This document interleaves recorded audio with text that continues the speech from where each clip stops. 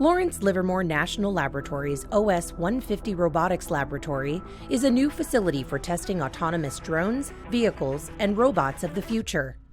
The 8,000 square foot laboratory allows operators to pilot drones safely and ultimately build trust between human operators and their robotic teammates.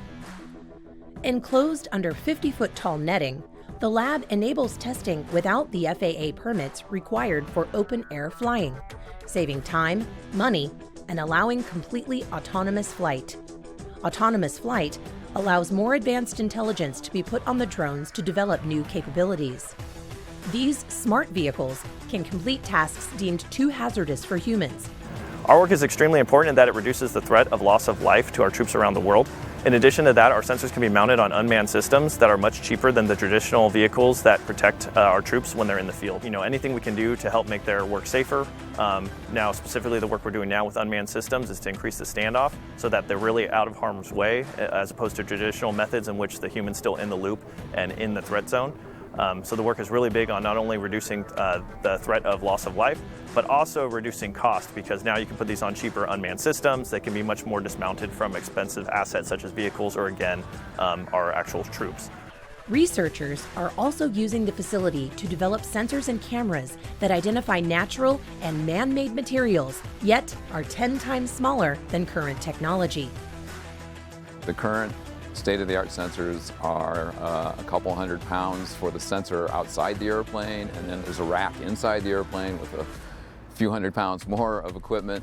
We want to get rid of all that, which requires a big airplane, a couple pilots, a lot of money to fly. We want to be able to shrink that down to a much smaller package so that the number of platforms that are available to us to fly on increases by a large factor.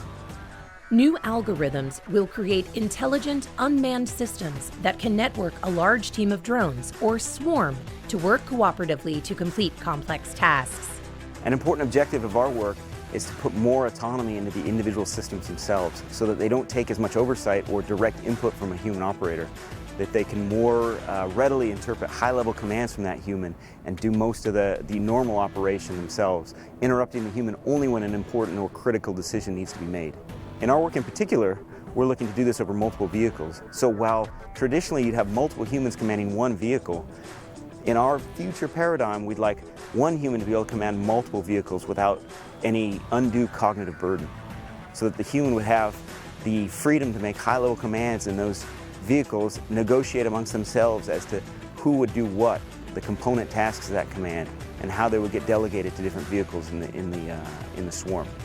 The Robotics Lab's Wi-Fi data transmission network gives researchers real-time feedback, which helps efficiently manage data during and after experiments.